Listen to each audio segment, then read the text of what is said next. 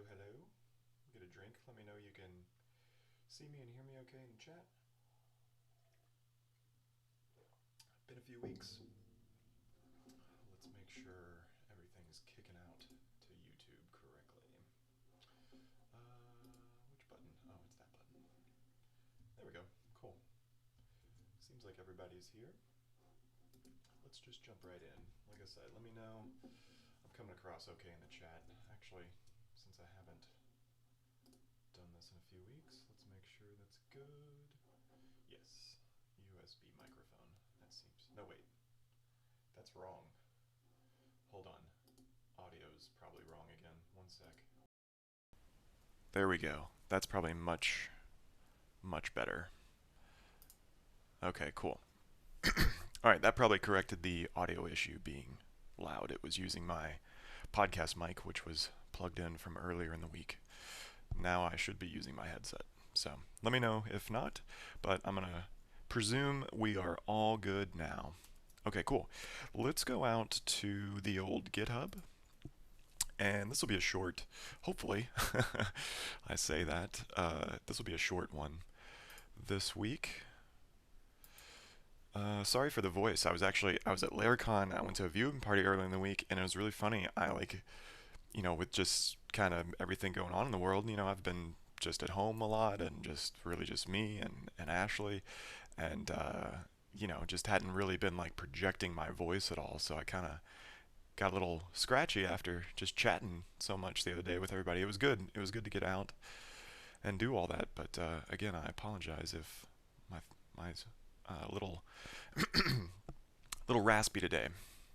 Okay, so oddly enough, both of these PRs for a pretty good issue that has been out there, or feature request, not really an issue. This was a feature request for composite keys and indices, and these both got submitted actually at the same time. So let's just kind of bring both of these up and take a look. And what I'd like to do is kind of merge these together. So Nathan E has been an excellent contributor to Blueprint, so thank you for that. And they kind of implemented this syntax, which solves the problem. But as I noted in the comments, and I've said this before on the live stream, I'm starting to not get happy with some of the syntax as we support some of these, what I consider more advanced features than what I originally intended Blueprint to do. Again, Blueprint, at its heart, it's very rapid generation. I don't want you to have to write a bunch of YAML or a really weird syntax. I really just wanted this place that was a step above the command line to be able to kind of list things out and share it and rebuild it easier. For example, a tool like the Laracast generators, you can generate models with fields all on the command line. But it's a really dense syntax, and again, it's kind of hard to reuse that. It works. So I just wanted Blueprint to be a step above that, but of course a step below, like a complete, language onto itself almost, like an active code generator, if you will. So, but the point is, now that I'm supporting more and more features, the syntax probably needs to be revisited. Because what if, for example, when you were generating a model, you truly wanted to have a column called underscore unique, or you wanted a column called relationships. Controllers are the same way. There's requests out there for generating policies or attaching middleware. Pretty common stuff, and but right now there's not really a syntax that supports that. So while I'm okay putting this in for V1, the whole point, and to the comment down here, is that for V2, I'm probably going to revisit that syntax. That's probably going to be the big breaking change in V2, is probably some underlying code structures and refactors, which we'll do, but also a heavier look to solve some of those open requests and feature requests with maybe a slightly richer syntax that's completely optional. Again, if you just want to come in and generate models and controllers and use the shorthands, you'll always have that core functionality that I built, kind of in the original Blueprint, like even pre V1. But some of this more advanced stuff might be under some kind of meta key, It might be some kind of underscore prefix, something. I don't know yet. I'm going to think on it more. So anyways, Nathan E. Had this and solved this index and primary key and composite stuff all together. And then so did Dennis, who I believe actually runs Drawl SQL. And he originally had asked about having this feature because he wanted to use it in the Drawl SQL service. But his syntax, I think, was a little different. I think it was like, yeah. So he put it under this indices or indexes, depending on how you like to say that, and then use this dash notation. Now, this syntax is probably a little more in line with what Blueprint does now. Kind of this, the relationships works the same way. For example, it's relationships, and then it's a nested set of it. So of these two, I like what Dennis has done here a little more, but I knew from scrolling through the PR the other day that some of the code changes he has here aren't as in depth or covered as well as Nathan's are. So I basically want to use this live stream to kind of collapse these two together, take the best of both worlds, and kind of get it all working again. So again, I like the code that Nathan E had, but I like the syntax that Dennis ended up using. So I think what we're going to do is we're going to pull down Dennis's branch because I think the syntax is probably most of the work, and we're going to clean that up to not require any dashes if it even does. And then we're going to backfill some test cases and potentially some of the code tweaks that we notice from Nathan's PR. So let's do that, shall we? Let's go ahead and pull down Dennis B's branch. Again, I don't know. Maybe pulling Nathan's might make more sense. I don't really know. Uh-oh. We got a merge branch. That's not what I want. I guess because his master is older? Maybe? Why would that be? Or maybe my master is newer. Well, whatever. Either way, we're going to squash merge it anyways, so it doesn't really matter. Let's do a Lola and see what's up. Add support for generating indices in migrations. I think that was his. Yeah. 5F he just must have branched off an older version of master is all. That's all I could think of. So, which is fine. No big deal. So I think we're okay there. So let's do this. First things first, let's run vendor bin php unit. Let's just make sure all the tests are passing, which they are. Great. So what I want to do now is, first of all, I want to update the composite key indices to not have those dashes. I want to make sure that works first and foremost, which I do believe that it should. I think a while back, if I remember correctly, in Blueprint, we kind of allow that syntax and strip it out beforehand. So I think that's fine. But just for the purposes of documentation, let's make that consistent with our other draft files. So here's Blueprint. And what did they call that? They called that indices.yaml. Nice. Indices.yaml. And let's just drop those, and we'll go ahead and format this file. That should be fine. And let's just make sure everything still runs. Oh, we got an error. Okay. Good to know. Duplicate key index. Oh. That's interesting. That's interesting.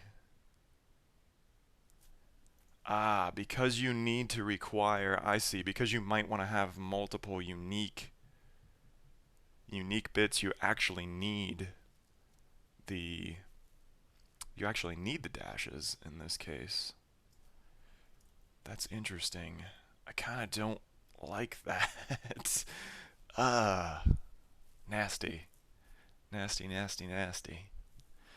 Again, I consider this a pretty advanced feature, so I guess I'll leave it and we'll just have to document that. I think if you're, yeah, I'll just have to document that if you're using, what happened to my control Z? Whoops. Yeah, I'll just have to document that if you're going to specify multiple keys, then you're going to have to use the dashes. So yeah, again, that's a very dense syntax. I don't like that. All right. Anyway, let's look at the other side of the coin then. So we're going to have to leave that for now. Um, I wonder if I should create another test case though to kind of document that in a way, because I know I'm gonna forget that personally. So let's look at the code, because yeah, maybe we don't need anything from Nathanese then, and this will be a much shorter bit than I thought. So that's just gonna be a little bit of syntax there. What's going on with this load diff? Whoa. Migration generator. Why is this completely... That's very strange. Why does GitHub think that's completely... Let's drop the white space changes and see what's up. Yeah, what did that get? I bet you they're using tabs or something, and that's why that whole file got weird. Let's go take a look at that. Migration generator.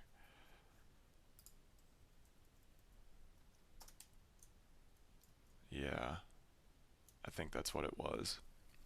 And they must be using tabs on theirs, which is interesting because... Sorry.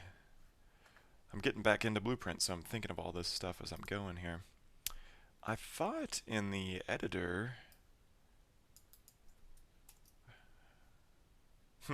Anyway, I thought in the editor I'd specified tabs, or spaces, but maybe not. Anyway, that'll get cleaned up. Let's go ahead and clean that up in the Blueprint file too, so we don't have to mess with style CI, because it looks like that's going to be an issue here as well. All right, cool. Okay, so what do they do here? In the migration generator, they loop over the indices and they basically just dump them out. Super straightforward. I like that. I also like that it's model indices. That's nice. So we added Dennis added an additional column here to parse them off in the lexer and makes a new index. So that's nice. There's even a little sub model here, if you will, for index. Nice little value object. I like that a lot. That's good. Column names. I probably just would have called this columns, but you know what? Whatever. We're in here. We're live streaming. Let's do some refactoring. Let's change this to columns. There we go. We call it columns in models, so why not be consistent? Column names is a bit redundant given the context. There we go, and unfortunately I did not change that, so let's change this to columns. Alright, let's keep going. So in the model itself, we just add an index. I like it, and then we get them all. Cool, good type hint there with the array. Matches the other stuff we do. It parses YAML with dash syntax. Why did this get removed? Oh. Did they remove? Maybe they removed that. Did they remove the dash? We'll have to see. Let's keep going. Okay, so we added this test case. That makes sense. We added this. That's why did this get removed? It parses YAML with dashed syntax. README example dashes. It didn't seem like anything got removed from the parser. Oh, they toggled this. Strip dashes is false now. Ugh. I see what they did. I see what happened here. Okay, so this is going to be the tricky part. I think this is going to be the tricky part. They flip-flop this, and since nothing else uses dashes other than this new thing and the README example with dashes, this kind of all runs. But the README example, if you run it with dashes, I feel like you get a different output. You know what? Let's do this. Let's bring this back to life. And what is that? We can do a git checkout that, but I'll need the version. So let's do master. All right, that should bring this back to life. So let's go to blueprint test. Ah, not there. Blueprint test. And let's run our tests again. We should see a failure. And we do. Yeah, see this? Yeah, turning this on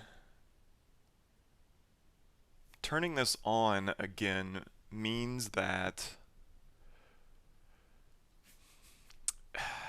yeah, okay, sorry. So what I'm thinking is, a long time ago there was an issue because someone used dashes, because technically dashes, are a valid YAML syntax, but of course it made the array structure of Blueprint odd. So instead of kind of saying, oh, you can't use dashes, made Blueprint a little more flexible, which I like. I like because, again, technically it's a valid YAML syntax.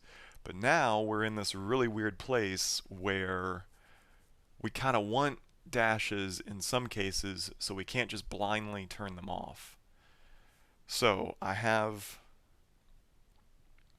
it's kind of a weird YAML syntax. And again, maybe in V2 I somehow customize the parser in some way to again be this lenient. But I don't want to just blindly turn it off because I think that's going to open up those other issues. I'd like to find a way where if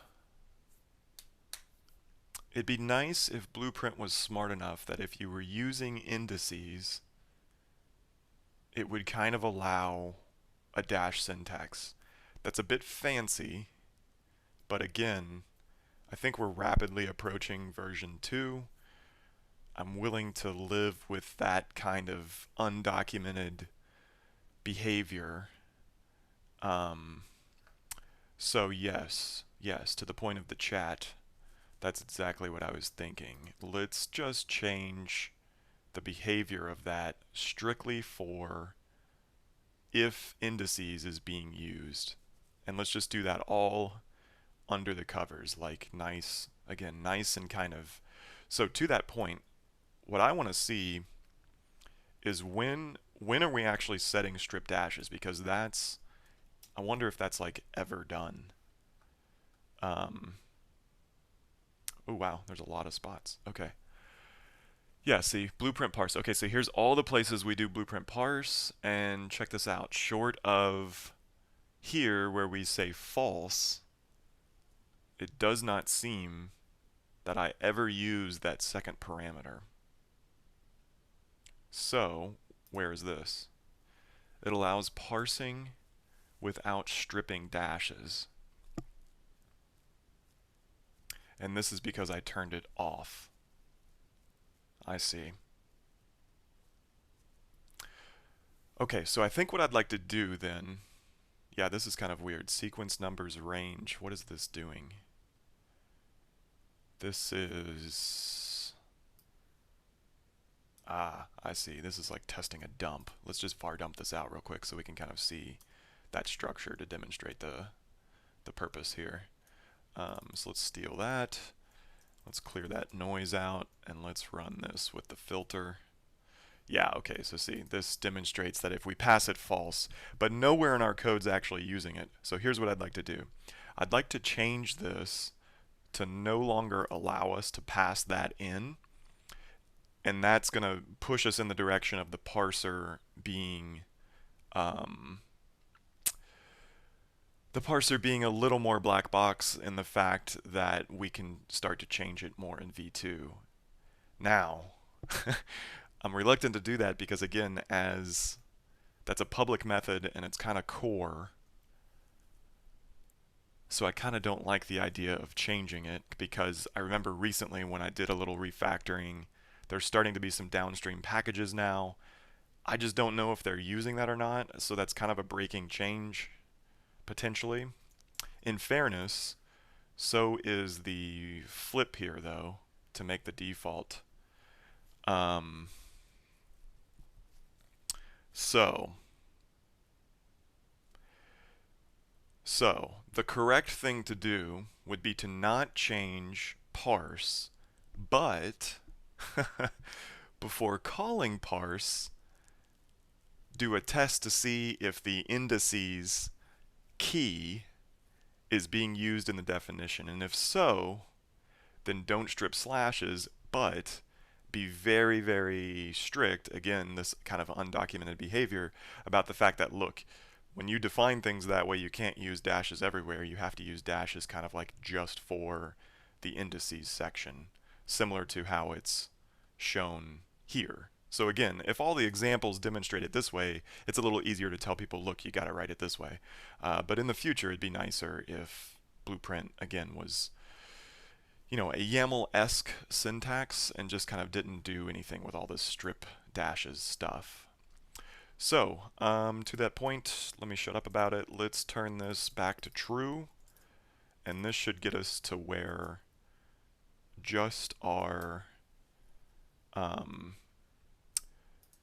indices, yes. So just our indices should be broken now, and this is what we expect. So now we need to do some pre-parsing manipulation to toggle that on to false correctly.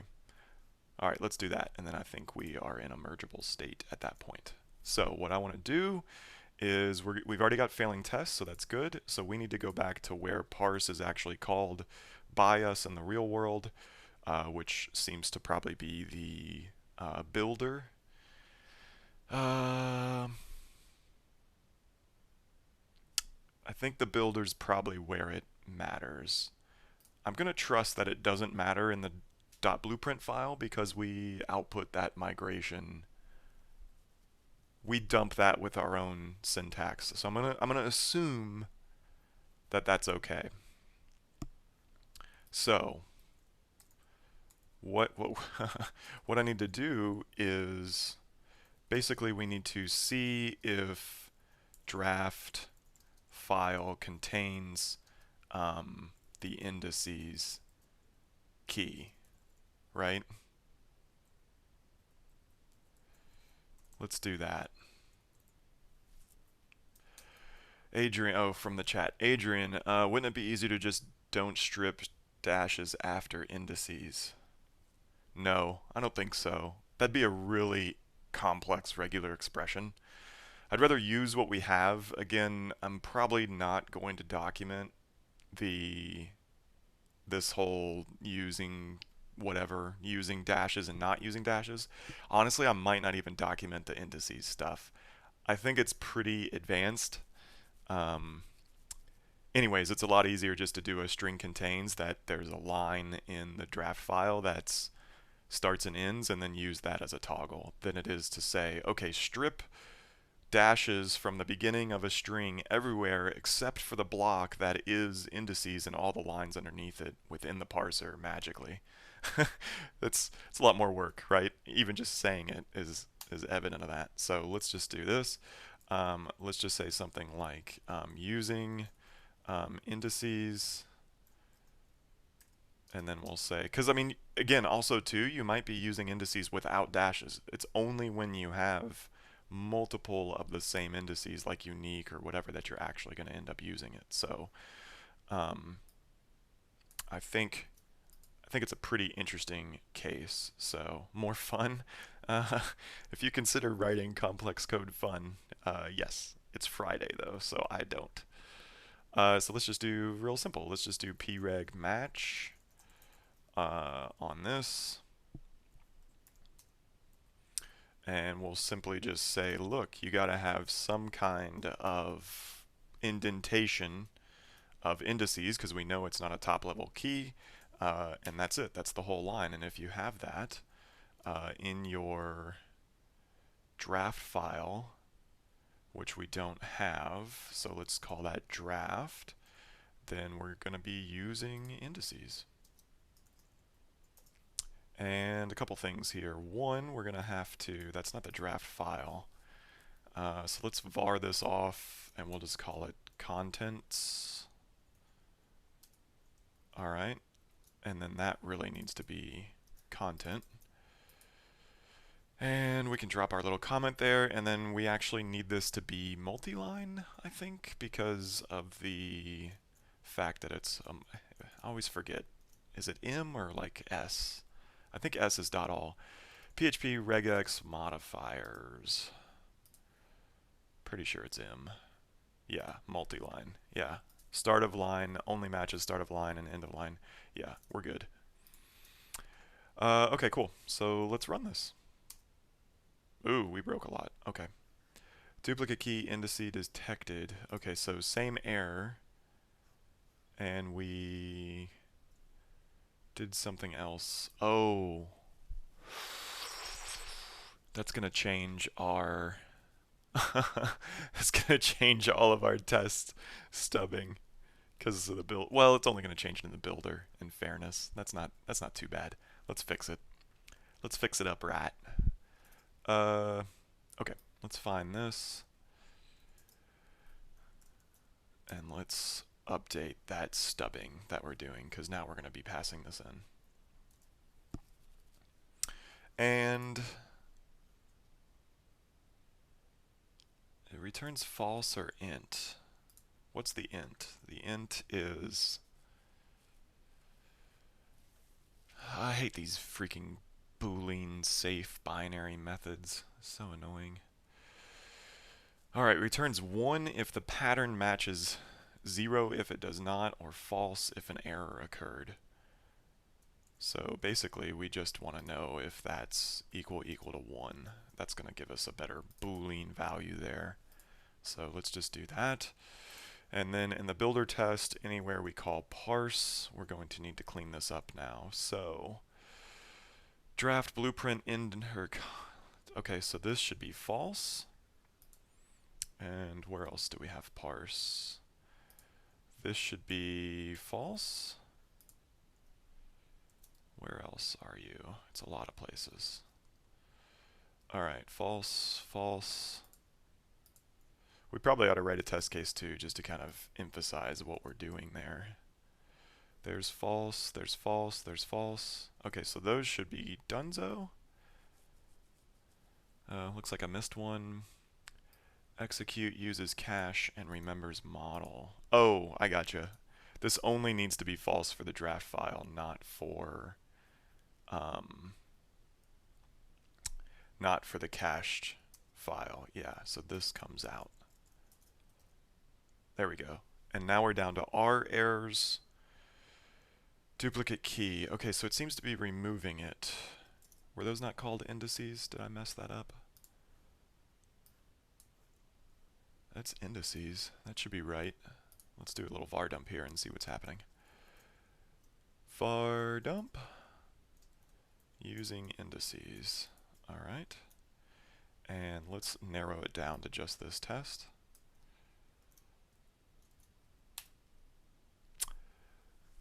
Where's our var dump? Why are you not var dumping?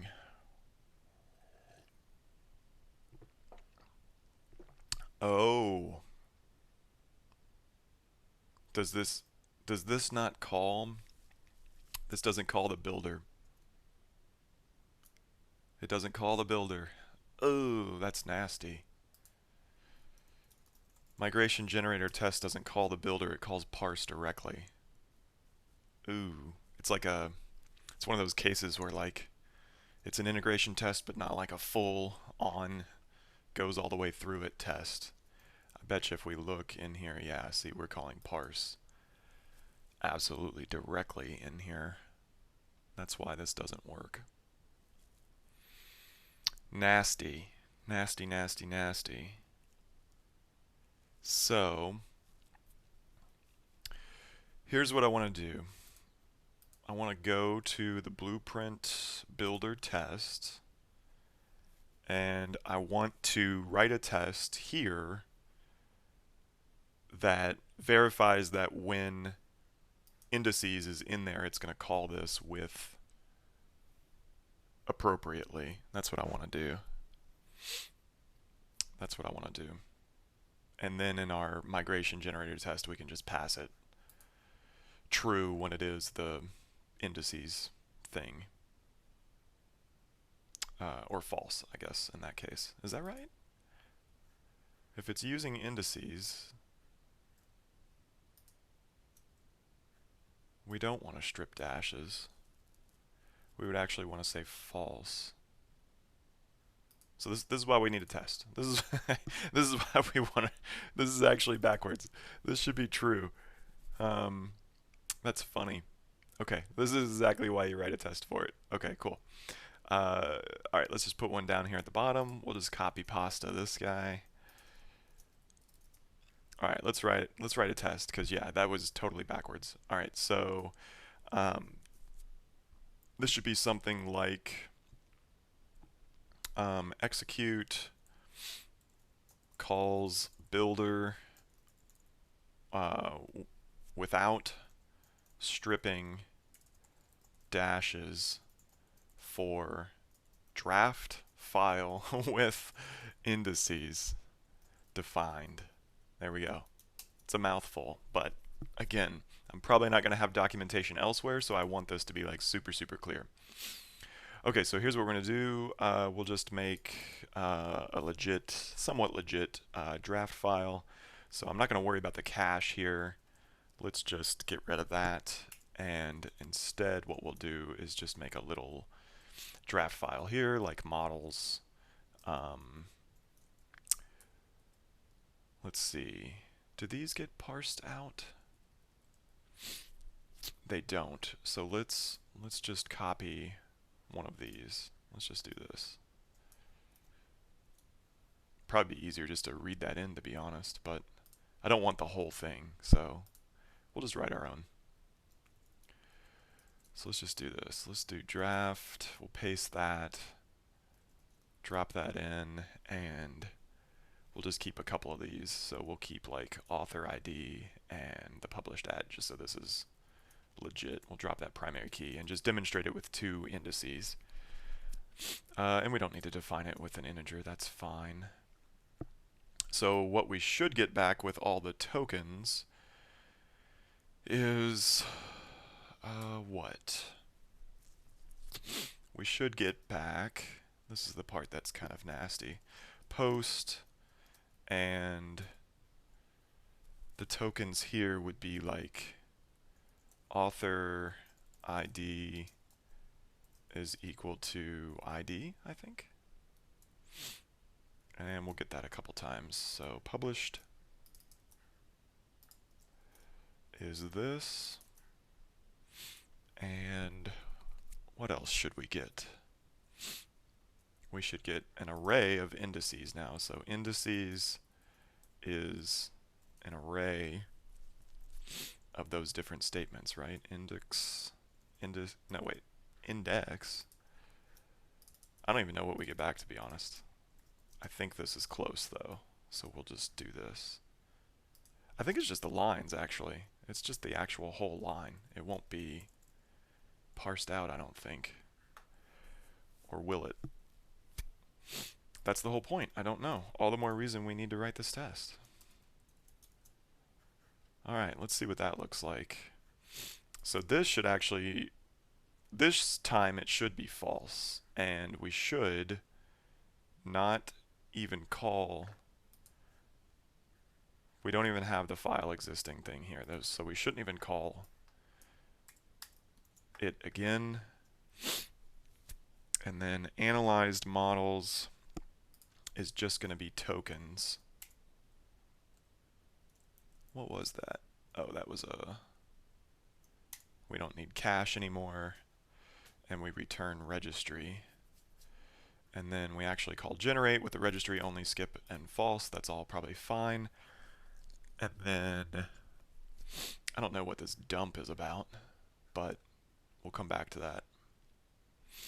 All right, we're going to return false here. Okay, so we'll pull in the draft file. We return draft. When we ask if blueprint exists, it returns whatever. And then here, we'll leave the rest of that put. Cool. Okay, this will probably explode very much, but let's see it happen. Okay, so let's focus just this test, or even just our huge little define thing there. Vendor equals, not vendor. I looked at that vendor bin. It's been a long week. Here we go. Okay, great. All right, so no matching handler found for that. Okay, well that kind of makes sense because we're passing in the wrong thing. So I think that's step one. And just to kind of prove that, when we ran this, we got bool true. Which actually, no, bool true is right. That means we saw an instance of it in there. But yeah, exactly. We would want to pass false. That's why it's tricky.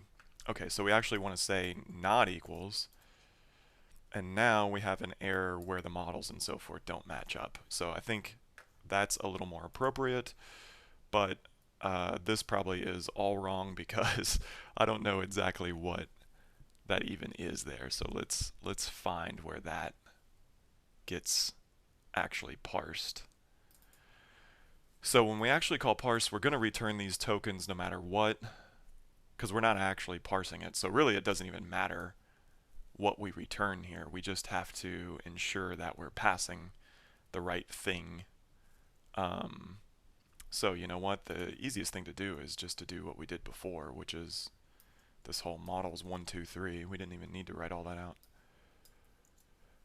And then that should allow us to keep going there. So let's keep going. No matching handler found for analyze. Let's take a look. What does analyze expect? Oh, it probably expects an empty cache, I bet. That's the issue. So where is that? It's just going to expect an empty cache. So let's get that right. So let's say plus the cache, but there are no cached models, so it's just going to be empty. Okay, now we're farther down the line. Dump created updated models. Okay, so same thing here. It's not going to have the cached models, so let's pull that out. And there we go. Let's take all this off and see where we land. And we're back. No, wait. We have some more issues. Alright, and the issues here are now, again, I flip-flopped those earlier incorrectly. And if we should see, yeah, true, true, and false, and those are backwards. So now, these places I changed before should really be true, and same thing here, true. Okay, great. And now, let's take out that var dump. And finally, we are back to our original errors, but we've tested out the change we made properly because we're not going to be able to test it through the migration generator since it calls parse directly. Now we need to, unfortunately, make a little bit of a special case here, which I don't like, but that's okay. That's okay for now. Oh my gosh, okay, this is a huge test. Basically, if you're the drafts index YAML, we are not going to parse you that way. So let's fix you up. So what line was that? Migration generator 73. So here we go. Basically, if the draft file, or definition, is that what we called it? So if the definition file is not equal, whoops, to the drafts YAML, is that right? Ooh, column names. Interesting. Output updates. So we got two spots where we do this, but it looks like PHP Storm did not get a refactor. That's interesting.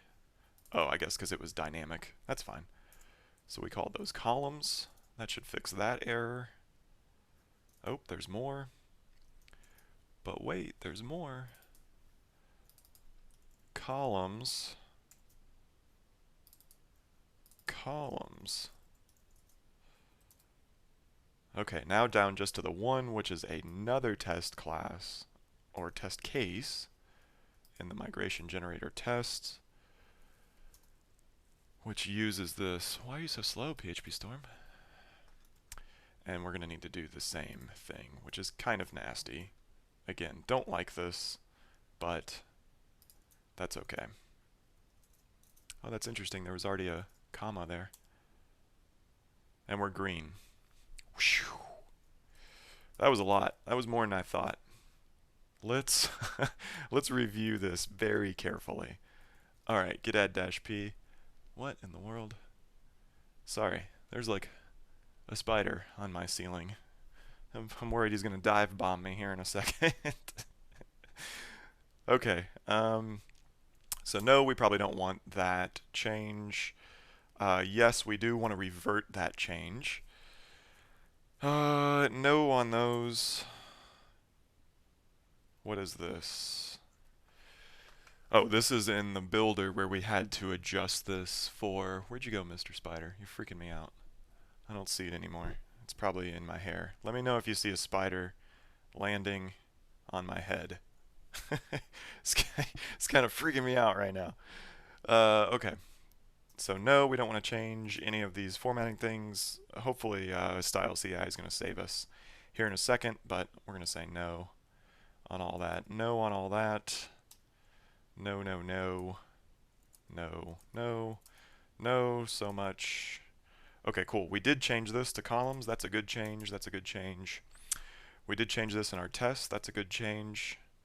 We did need to change that and that. We added our new test case to verify passing index to the builder works. It does that special magic. And that's it. That should be good. So what else do we have here? We skipped those, and of course we don't want .blueprint. That's interesting that a .blueprint file was made. Somewhere in our test cases, it's actually kicking out a .blueprint file. I don't like that. Anyway, git commit -m. Avoid changing builder parameter with pre-parsing. Is that too long of a commit message? 49 characters, that is perfect. 50 is too long in my book. I think 55 is where GitHub gets weird, but let's do a clean, or whoops, reset --hard. Hard is what I'm after. Git push origin head. And while we're waiting for those test cases to run, let's close these down and open the PR for this. Okay, that's not really what I want it to be called. Let's call it add support for generating indices. Supersedes. What is that? That and that, and it closes. What did it close? It'll close 271. 271. Awesome. All right, let's create this pull request. We're going to let that run in the background. And while we're doing that, I'm going to go close these. Okay, so I decided to move forward with the syntax of syntax similar to relationships for now. Again, in V2, we will likely revisit this syntax as a meta key, or well, by introducing some kind of meta key and custom syntax. Or well, we'll leave that off. I don't know if I'm going to do that yet. All right, cool. Comment, close, and I think this was Dennis's original one. So we'll say, thanks, I have updated this to avoid changing the public method signature of parse. blueprint parse. Hopefully merging, what was it, 351 shortly. All right, and let's go back to 351 because it looked like I had a failing test. Or maybe that was style CI. No, I've got failing tests. What is going on here? Vendor bin PHP unit. What did we break? Column names. Oh, I skipped all those. That was my fault. I skipped all those formatting changes, and there actually was a legitimate one. Ooh, I see the spider again. It's in front of me. I'm cool with that. All right, let's find all of these because we know they're all good. It's columns. Let's run that again. Git add -p. Yes, that is good. Yes, that is good. I guess that was just a little line break there. Not sure. Git append. Git push origin head -f. Don't look. Nobody look at that. It's okay. It's my PR. And it's my project. Alright. Let's let this rerun. Alright, cool. Okay, so provided these all run, we should be in a good place. So let's see a few of them pass. Yeah, style fixes came in. Good. So that's all good, and it's going to kick off these. So as soon as these pass, which I fully expect them to since they're passing locally, I will create a tag. Let's just review that real quick. So we'll make 1.17, and 1.17 is going to have some good stuff. We've got route generations using the fully qualified class names. This is good because it's actually something coming in Laravel 8. It's going to become the kind of default convention now. It's been recommended for a while. It's something I kind of recently adopted myself. So that's a nice one. The testing of the trace command, which hopefully I think will get rid of that .blueprint file. There was a no content issue, so some of these were bug fixes. And then changing of the resource route generated. There was some confusion on how we generated that. Nice shortcut for -m instead of overwrite migrations, which was kind of verbose, but a good feature. Oh, yeah, another little convention change. Form request rules are now generated using the array syntax instead of the pipe delimited strings, so that's much cleaner. We support comments if you want to generate a migration with comments on a particular column. And here in just a second, we're going to support the indices. So pretty sweet. So again, I will tag that shortly. It looks like these are running and passing. So as soon as they're done, I'll merge this and tag that and post on Twitter. So thank you all for joining me live and bearing with me while I get my fingers and test mind working again. Like I said, I'd been out all week with LairCon viewing party, which was awesome. But hadn't been coding too much this week, so yeah, or on Blueprint for that matter, so kind of got out of it. So again, thanks for bearing with me. Look for 1.17 to be released here in just a bit. Hopefully see you all next week.